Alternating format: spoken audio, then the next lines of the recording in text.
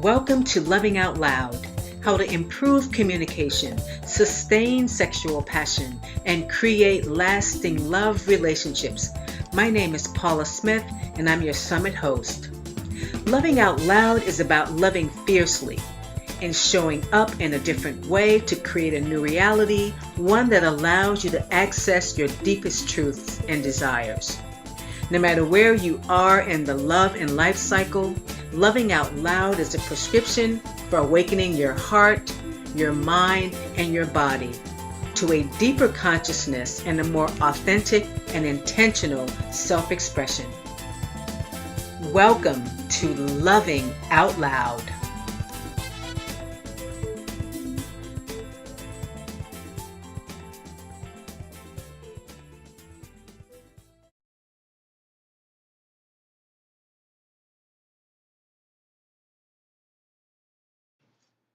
My guest today on Loving Out Loud is Sue and Otto Collins. Sue and Otto are breakthrough relationship coaches.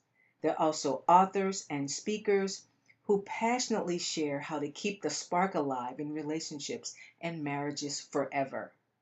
They're the authors of over 12 books and programs on creating loving, connected relationships that last, including Magic Relationship Words, No More Jealousy, Stop Talking on Eggshells, Hypnotize His Heart, How to Heal Your Broken Heart, Should You Stay or Should You Go, and the Red Hot Love Relationships. Here is our recent conversation. Welcome to Loving Out Loud. Oh, thank you. Paula. What a pleasure to have you both on the summit. Oh, we're so excited to be here. Thanks for asking us and thanks for having us. Yeah, I love your work. I read your website. Sorry about that. I read your work on your website, and I think the work that you guys are doing is just absolutely amazing, and I'm thrilled to have you talk about it today. Oh, thank you. Because we know there are a lot of couples out there hurting, right? A lot of couples, a lot of individuals, and you know, this summit is designed to really help people to have the best relationships, right? Because it's so possible. Yeah. Right? So let's just kind of get right in it, okay? My first question, and I'm sure you're asked this question a lot, right? Why does the spark go out of a relationship or out of marriage? There's actually several reasons for that, Okay. and I'll try to give the short version of this. But one of the reasons is what we call nature's cruel love trick. And nature's cruel love trick is, Paula, that we get together in a relationship, everything's perfect, it's blissful, it's exciting, and we're just so in love, so glad to be together, and it's almost like our Creator embedded with us, within us, in our DNA, how to get together, how to fall in love, how to have, to be attracted, to attract a mate. Right. But you know what? Our Creator never really taught us what to do after that point. When the love chemicals sort of fade away, what do we do then? Because we weren't embedded in our DNA with, okay, well, here's how you communicate. Here's what you say. Here's what you do. Right. Here's how to honor somebody. Here's how to keep that spark alive. Right. We're just simply not. It's not within us. And secondly, we're not taught. We're not taught. Absolutely. Taught. The tragedy is everybody believes that that they don't need to know anything about relationships. Is that they after the wedding? Yeah, after the wedding, after getting together in a relationship, they believe that love will be enough. Right. Happily ever after kind of thing. Yeah, the Cinderella thing. Yeah, but it doesn't work. And what we found is that you've got to do those things that you did in the beginning and keep doing them for years and years, every day. Right. Like something simple as flirting. It's like we forget how to flirt when we get in a relationship for some reason. And you've got to keep that going, to keep the spark going, to keep the spark alive. There's actually a belief or a mindset within some people of okay, well, I've got that guy, I've got that gal, I've got the man or woman. I don't have to do anything now. Right. Yeah. When the exact opposite should be what you would really be going for is, hey, I've got them. Now I want to make it even better. Right. Now, how do I keep them? Yeah, that's exactly right. That's what I found. How do you keep them?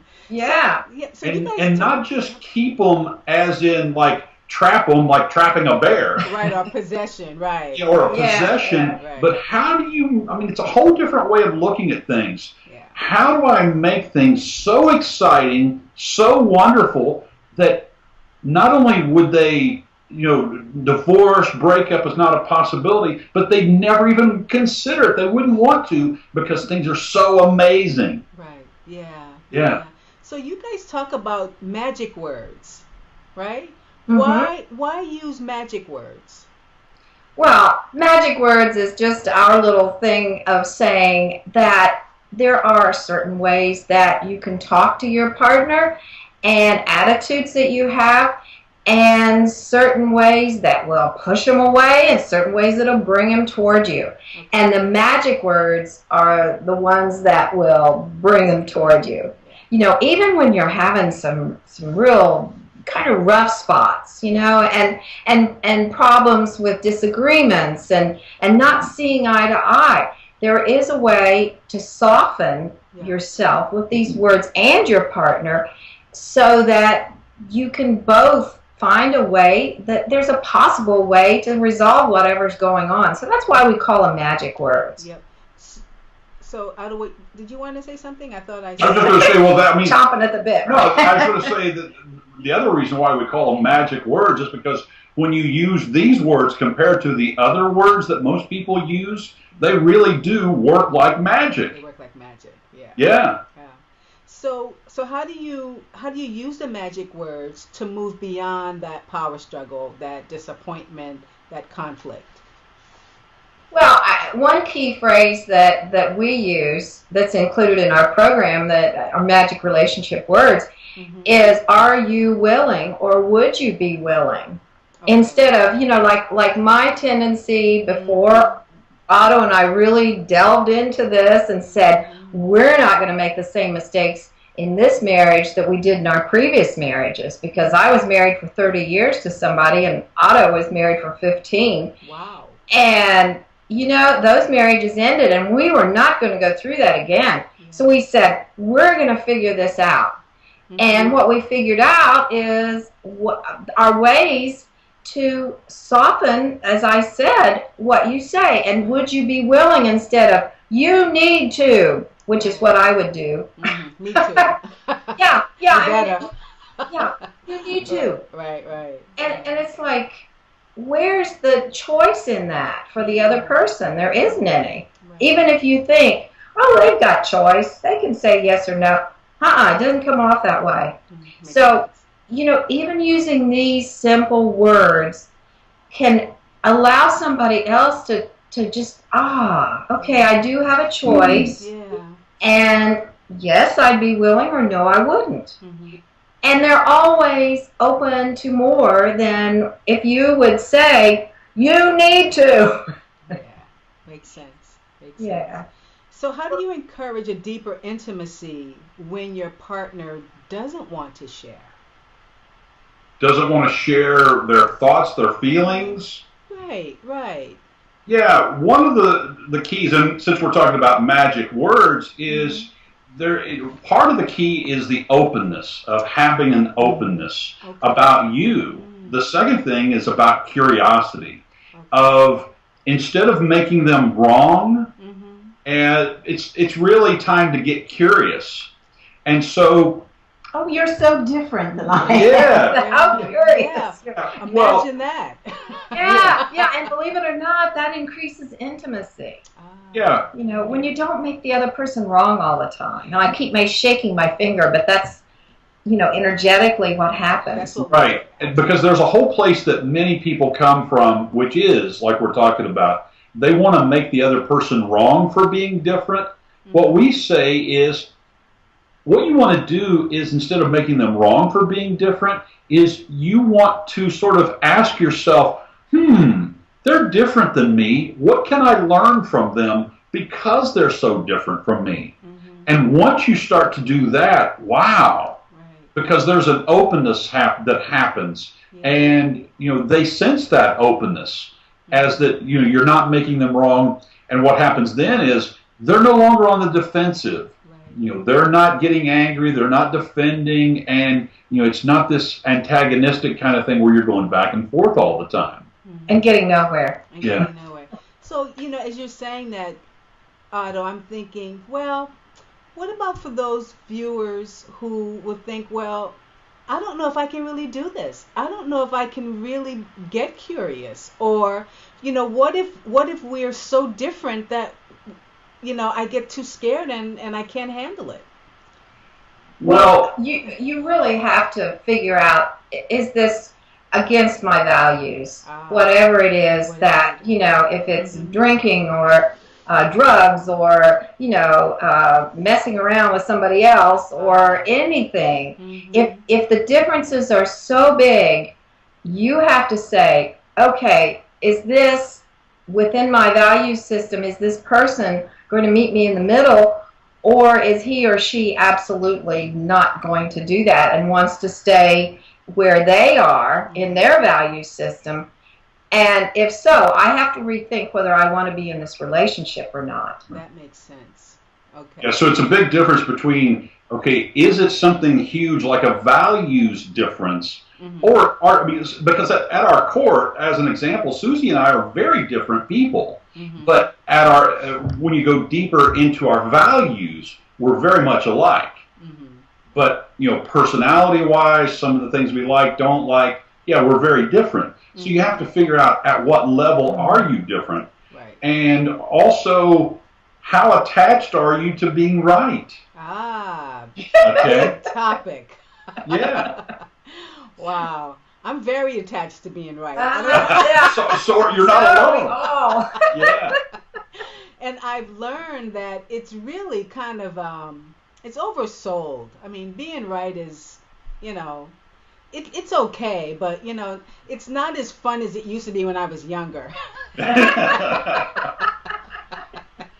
So it pushes the other person away. It certainly does. That's all you're doing is, well, I'm right about this. Well, you have to do it this way. You have to do it that way.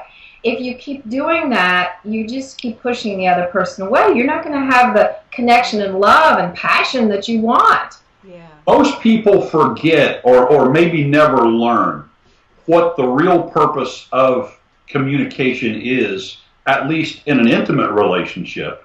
Because most people, when they're taught about communication, Paula, you're taught in school, as an example, you're taught to communicate just to inform, perhaps, or to just spout knowledge. Like I remember many years ago, I used to be in sales, and in sales, we're taught to communicate to try to persuade someone. Okay. Well, when it comes to an intimate relationship or a relationship really between anybody that's, a friend, a family member, our belief is that the purpose of communication is to communicate to connect. Yeah. And that's a whole different place than where you're trying to make yourself right, or you're trying to communicate to persuade someone, or just to inform. So if you have it as the idea of, I'm trying to connect with them here, instead of doing things that are going to cause you to disconnect, that really changes the whole dynamics of communication. Right. When you start out from that place of, how can we truly stay connected? How can we keep the spark alive? How can we keep the passion going? And by asking yourself questions like that constantly, makes all the difference in the world. Makes all the difference, right. So I see why the magic words would be important. Yes. And I see why the softening would be important in that case. Yeah. So how do we tell the truth in a way that's kind and helpful instead of getting destructive? Because honesty, is a big topic. And it sure is. Okay. So how do we do that? Well, what we found is that looking inside myself to see what is true and what could the other person be thinking as for his or her experience, and then admitting maybe where I could have done something better. If I'm trying to tell the truth about how something's affected me or that the other person has done, I might say something. I can see where you might have thought this, and here's what I really meant by it, or here's something that's really important to me, and I love you very much, and I'd love for you to understand. Yeah, that's beautiful. I can really hear that.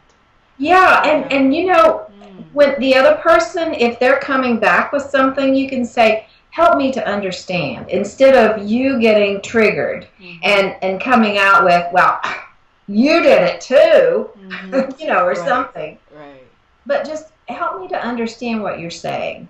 Like if the other person's saying, I wish you'd wash the dishes at 9 o'clock instead of midnight or whatever. Help me to understand why that's important to you. Yeah, makes sense.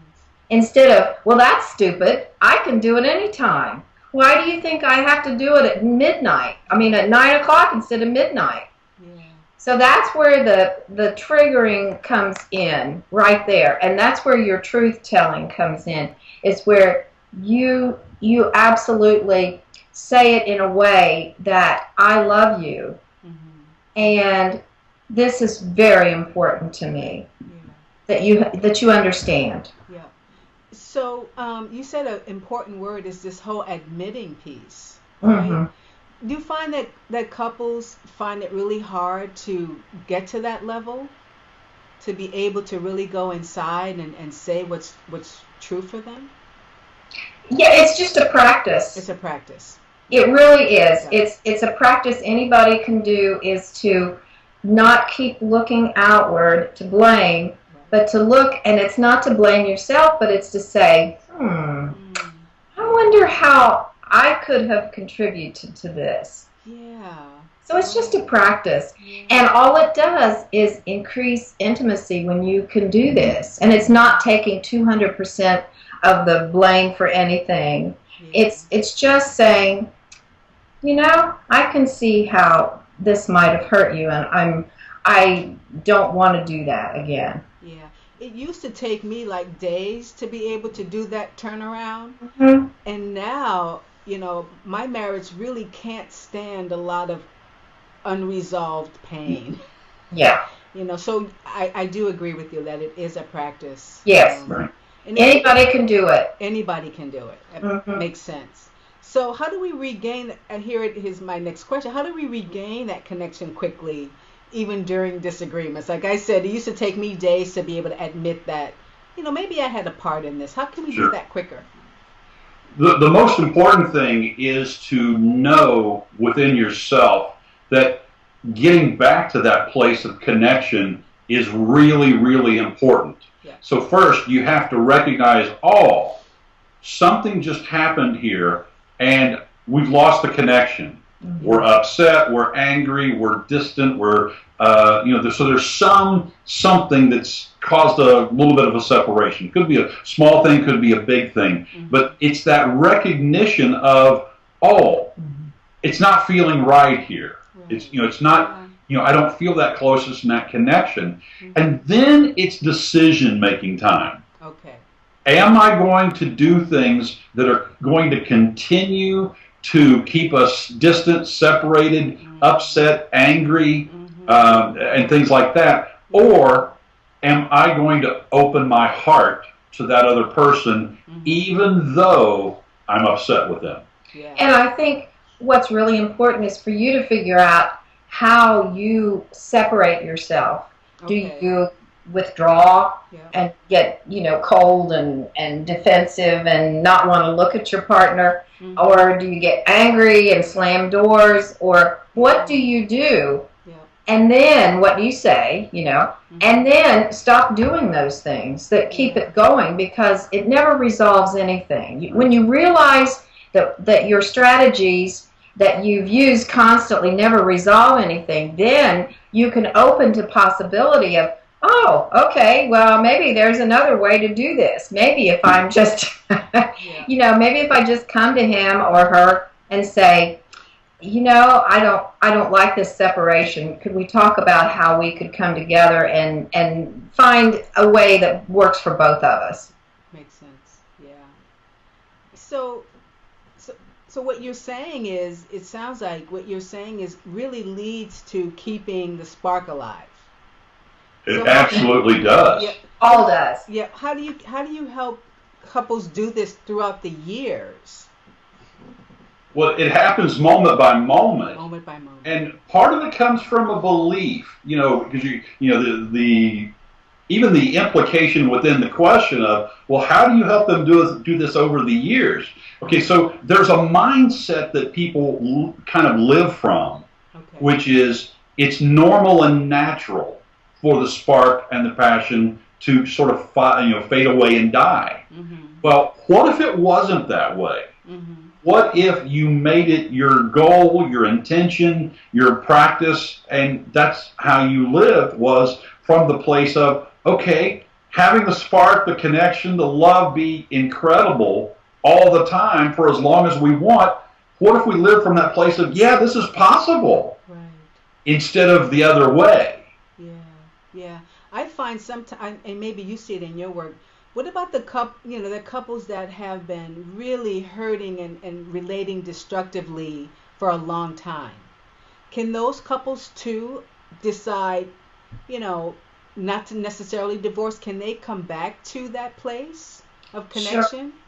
Sure. They have to both want it. They have to both want it. And although one person can make a very big difference, one person changing how they relate to the other one and just dropping the tug of war that happens can make all the difference in the world. But then that other person has to want to come toward them. Has to want to, get back and get intimate again. But it is doable. It definitely is. Absolutely. Yeah. I believe our natural state is to be in connection, that we really need that. Yes. We really need each other. Yeah. Yeah, and fear is the only thing that keeps us from that. Right. And when you can, and I know that it's not easy to let your fear, to not let your fear run your life. Yeah. But if you can just be courageous and change one thing, like the way you say something to somebody, and watch what happens and how that person comes toward you instead of pushing away, then you can say, oh, okay, all right, I can see where I could change just one thing, and that's going to make a big difference. That'll lead you to loving right out loud. Yeah. Love right out loud. I love that. Yeah. And that's what we all want. Yeah. Any final thoughts? Well, you want to share with our viewers? I love the whole idea of loving out loud, because one of the things that people saw, that really got us started doing the work that we do now, which has now been, we started doing the work we're doing now in 1999. Wow. It's that people started to see that we had something special, and they wanted to know, how are you doing this? And that really is loving out loud, where someone can see it. It's visual. It's tangible. They can feel it. Yeah. And that's what everybody wants. And if I'm interpreting, the whole, name of this summit, loving out loud, if I'm interpreting that correctly, that's what everybody wants. Is something that's so incredible, so amazing that everybody can see it. That's it. You got it, Otto. You got the face of loving out loud. Yeah. Hey, it's our 15th anniversary tomorrow. Oh, yay! Yeah. Yeah. So we've been together 17 years, and and the message is that we're more passionate, more feeling alive, and more love, than we did in the beginning, and that was pretty good back then. Yeah. Okay. Right. So I know people watching want to follow you. how can they get in touch with you? And also, I know you're offering a free gift. Can you tell us about that?